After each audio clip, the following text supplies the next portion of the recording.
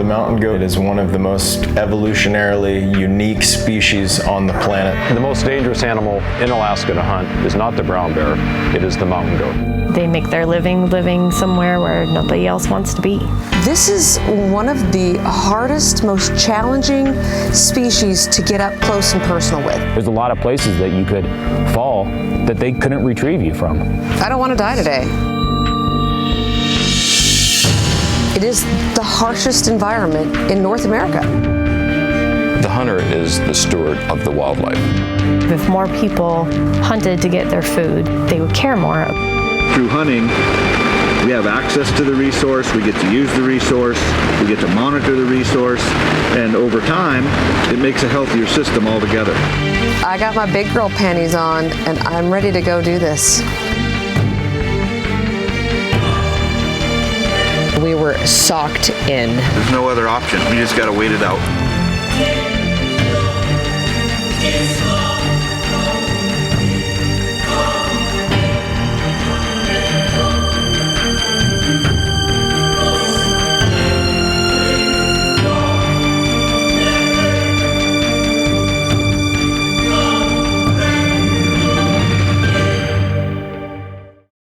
I hunt because I love the challenges I face, the people I meet, the wildlife I see. It's got nothing to do with the kill itself. I'm a little nervous, but I want to go there. I want to see if I have what it takes to get to where they live. And the majority of hunters in this world will never do this. The ride to the base camp was incredible. I'm seeing glaciers, and here I am looking out of this plane at this land, one of the most beautiful, purest, rawest places. There's so many rivers, and it's so green, and there's flowers. The terrain that mountain goats are in is unbelievable. You know, it's beautiful up there. I'm able to land on glaciers, mountaintops, to get way back in these areas where some of these goats have never been hunted before.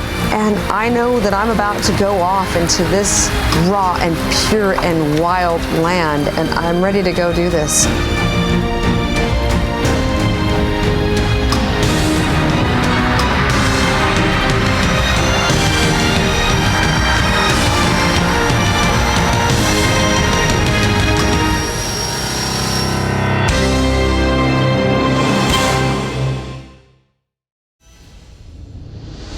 Another day and the weather is finally clearing.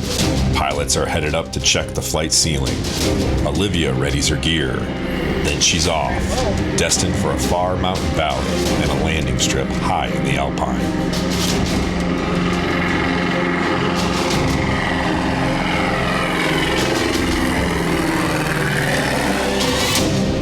Being out here in the Alaska mountains is extremely dangerous. Pretty much at any time, bear could come into camp, but there could also be rock slides. You could slip and fall. It rains for days on end. The rock, they're covered in moss. They're extremely slippery. You could twist an ankle, fall down a cliff, break your leg. It is dangerous, and you have to pay attention to what you're doing. You have to be careful.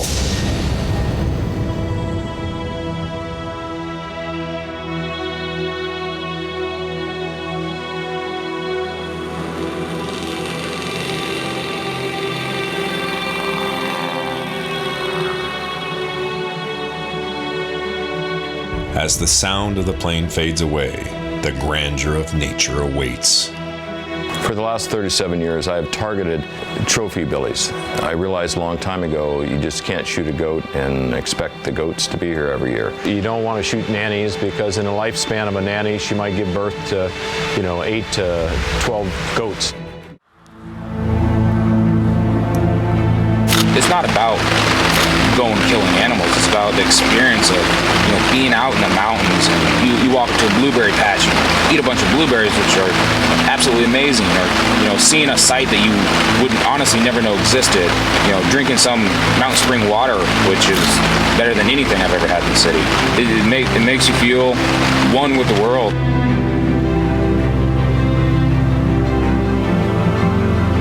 Ptarmigan. The feathers of these alpine birds turn fully white in the winter to provide safety in the snow from predators. was born and raised here in Anchorage, Alaska, third generation Alaskan. I did 4 years active duty in the Marine Corps. I did two tours in Iraq. I've experienced a lot, and I've been a lot of different places in Alaska. And this is a special place down there. Hunting mountain goat is not for the faint of heart. You can't train for extreme wind or rain piercing the side of your face. You can't train for slipping and falling and the emotional side of accepting defeat. You can't train for that. Their target, 2 billy goats feeding on the far ridge. You have to come in mentally prepared to endure one of the harshest environments on earth. It's so hard. 1,000 yards away, Jeremiah decides they need to climb higher and get above the goats.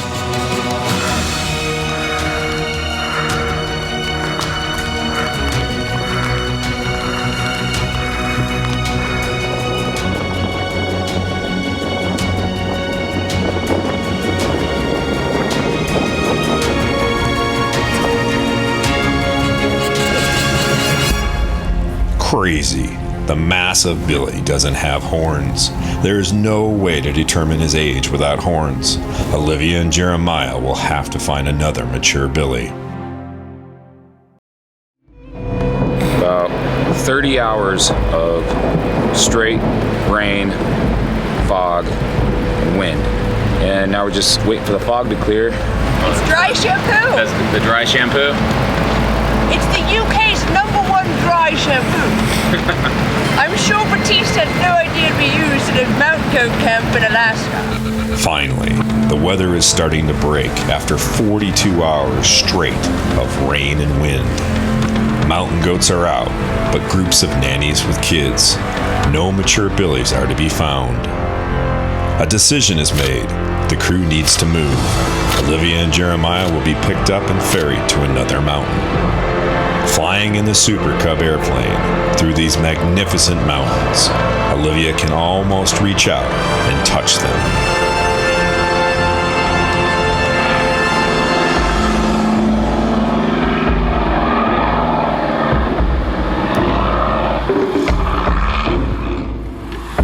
Landing on the face of a mountain requires extremely good piloting skills. One slip up, and you're dead.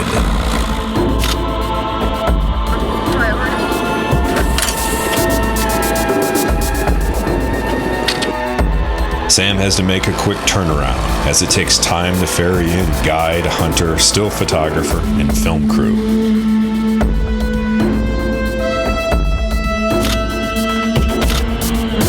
What do you think of that landing, huh? Hey, man. Well, it's a little creepy when you're coming in awful hot and the hill's right in front of your face. A little nervous there for a second when we got Felt like things was gonna flip sideways over. in this mushy water. Felt like the wing was gonna hit the ground. It's like bouncing around like that.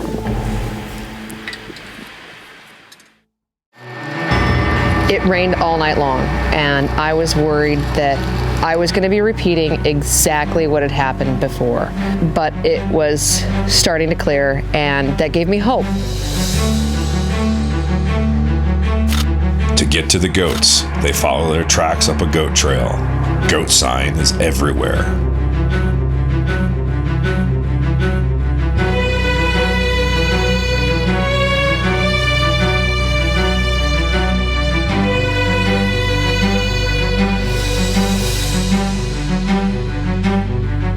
Jeremiah saw 2 goats, one lower and one higher.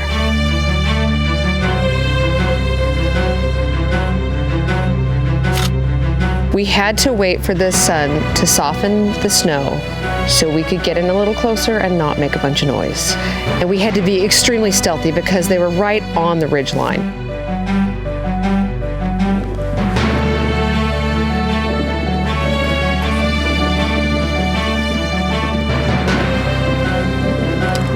And Jeremiah was confident that there were other goats in the area as well. So we decided to just sit, relax, let the atmosphere calm down.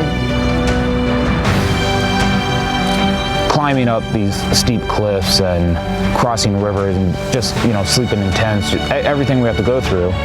Wake up early, you get back to camp late, you're hungry, you're tired, your body's sore. You connect in a way you don't connect with people nowadays. I love helping other people push themselves to the limit. That the client always comes up to me and says, thank you so much, whether we get an animal or not, just for the pure experience. And they've done things that they never would have dreamed that their body could physically do. That they leave here with a new appreciation of the mountains and of Alaska.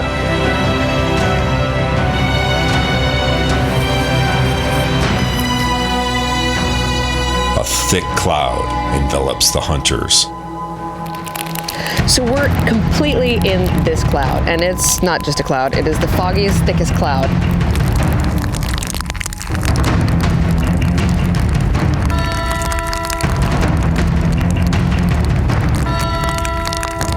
All of a sudden an opening came, and he could see within 50 yards there was a goat.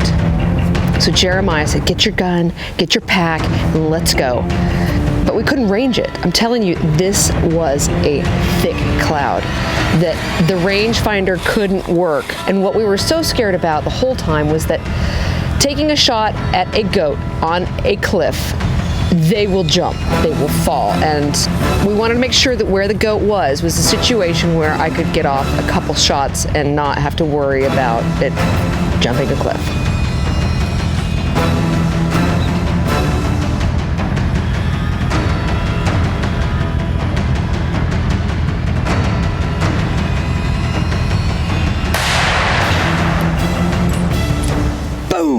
Reload, boom.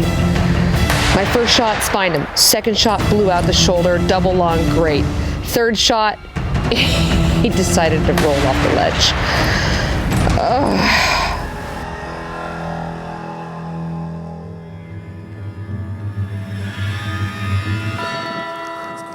Olivia's billy has rolled just below the snowfield, but another huge billy steps up out of his perch between them. He is massive.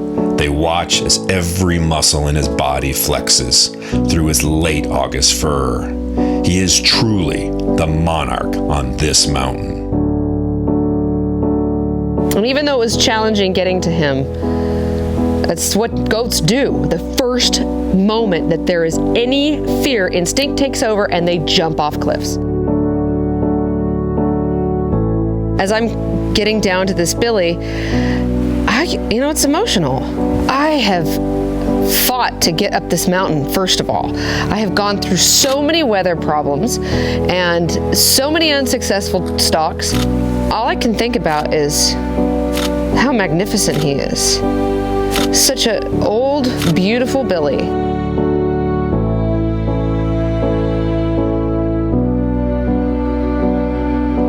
For me, it was important to pack him out. Jeremiah, he packed out the meat, which I can't wait to taste. I was scared. I was really scared. We had crampons on. That pack is more than half my body weight. And if I slipped and fell, I knew I was dead. But this was the final task of being a responsible, ethical hunter, was to bring that animal down that mountain. As luck would have it, Sam is flying and checking on hunters. He picks up Olivia and her mountain monarch and flies them back to base camp.